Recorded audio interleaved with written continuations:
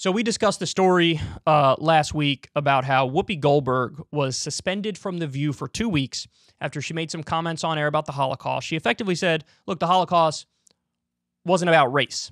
It wasn't about racism.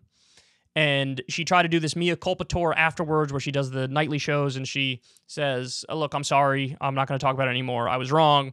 Instead, she kind of said, like, she kind of reiterated her point. She's like, here's what I was trying to say, but also I'm not going to talk about it anymore. Because, you know, I see everybody's pissed, and I got it. I'm out. Okay. So, apparently Whoopi Goldberg goes after Bill Maher a decent amount. I didn't know that. Or at least if I did know that, I forgot it. I don't remember any segments where she did that. Apparently she does it on a regular basis. So Bill Maher and her have sort of a, media feud going on of sorts. Well, Bill Maher went out on his show and defended Whoopi from the suspension. Take a look. I want to talk about Whoopi Goldberg because I got so many texts this week because she attacked me the week before. Sure. So everybody was like, oh, Bill, I get you're enjoying the karma. First of all, I'm going to talk about this at the end of my show next week, teaser. But there is no fucking thing as karma, okay? Get over that. Whoopi attacks me on a regular basis. She says stupid shit on a regular basis. It just happened to coincide. But can I just say this? I had on last week Ira Glasser, former longtime head of the ACLU, talking about free speech. Whoopi Goldberg, who, by the way, I hope is still a friend, we can disagree with each other, should not be canceled or put off her show, as much as I totally disagree with her crazy statement. Free speech. She should be there. She shouldn't get a timeout. But it's The View. Well, that's the problem in America. There is one view, right, and one that's clearly true opinion, and everybody else can go sit in the corner. Can we just understand that part of our sorry racial history in this country is that the point of view from a black person is often going to be very different and sometimes shocking to a white person. The person at ABC News said, I've asked her to take time to reflect and learn about the impact of her comments. Reflect. How insulting for someone of her age, who's a sophisticated person, and the impact of her comment. There is no impact. There aren't neo-Nazis waiting for the green light from a lady on The View to go out and do a new crystal knot.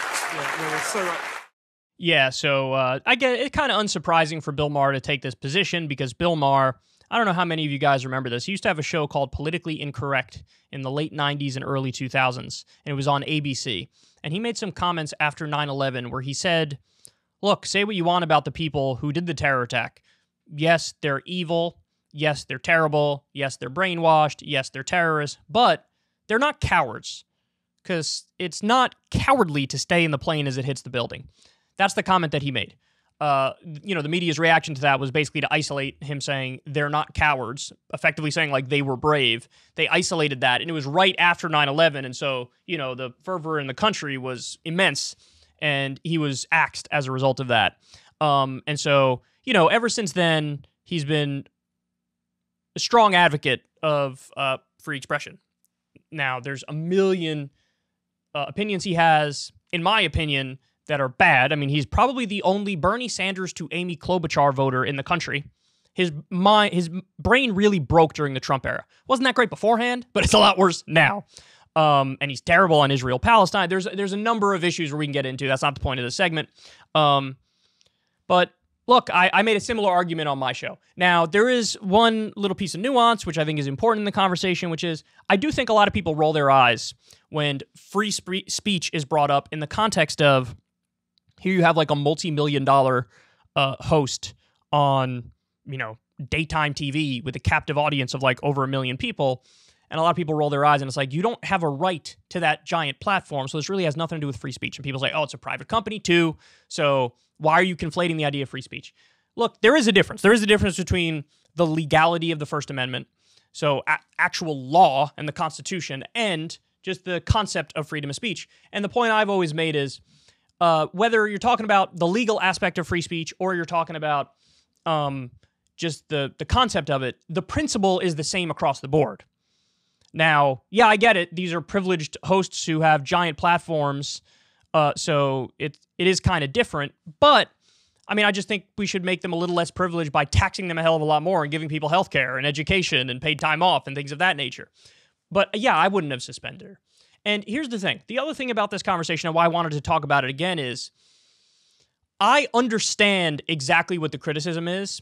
And I understand, because I had a long, fleshed out conversation about this behind the scenes. And what I think she was trying to say is that the Holocaust wasn't literally about skin color. So in other words, the Nazis didn't look at the Jews and say, they have a darker skin tone than we do, us Germans do, therefore, you know, we're going to kill them. I think that's the point she was trying to make. And on that front, yeah, you're not going to find anybody who says the Holocaust was literally about skin tone and how much melanin there was. But she, you know, conflated skin tone with just racism. Like, oh, it's not about racism. And look, it's about bigotry, it's about anti-Semitism, and bigotry and anti-Semitism are under the umbrella of racism. So if that's the way you look at it, then of course it's about racism. And the Nazis thought they were creating like a racial hierarchy. But I think the point I'm trying to make here is one of the things I've noticed in the modern era is that everybody tries to interpret a comment from somebody that they might not like as in the least charitable way possible. And I find that really annoying because it's just sloppy and it's just lazy. And nobody would like it if that's done to them. But if it's done to somebody else, everybody like takes glee and joy in twisting a comment or straw manning it as much as possible to feel good about themselves and to, you know, stand up and virtue signal and be like, I'm the one, I have the correct opinion and everybody else is stupid. And it's just like mental masturbation. And I hate it. And I think it's stupid. Now, that doesn't mean people sometimes don't say horrendously stupid things and you shouldn't pounce. Of course that happens. But I like to try as much as possible to steel man what somebody's saying every time. Because that's actually intellectually stimulating and interesting. And it's the way that you would treat somebody if you were face-to-face with them. And if you were having a conversation with them. And I'm telling you, if you do it, it feels a lot better. I think it is a lot better for the national dialogue and the discourse, but it also just feels better. You feel like it's fruitful. You feel like it's substantive. You feel like it's meaningful. And so I get the I get the backlash to Whoopi 100%, but I definitely wouldn't have suspended her.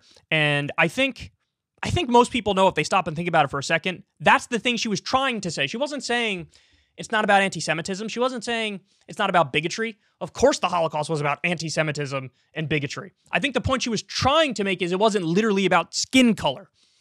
So anyway, there you have it. The good news is if you guys hear this and you hate what I'm saying and you want to cancel me, sort of uncancelable because I don't have some CEO or, you know, manager lording over me trying to police everything I say. And that, by the way, is something I'm very thankful for day in and day out looking at what's going on now. Because everybody who has some sort of management that they have to negotiate with inevitably just ends up in a shitty place.